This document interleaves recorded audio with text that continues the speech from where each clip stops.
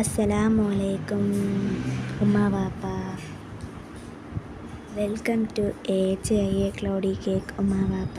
ഇന്ന് നമ്മൾ അള്ളാഹുവിൻ്റെ പേരുകളാണ് പഠിക്കാൻ പോകുന്നത്. അസ്മാഉൽ ഹുസ്ന. ഏതെങ്കിലും മനുഷ്യൻ ഉറങ്ങണതിന് മുമ്പോ ഏത് സമയത്തോ ഏതെങ്കിലും ഒരു മനുഷ്യൻ അസ്മാഉൽ ഹുസ്ന ഓതിയാൽ അവന് അള്ളാഹുവിൻ്റെ കാവൽ നൽകും.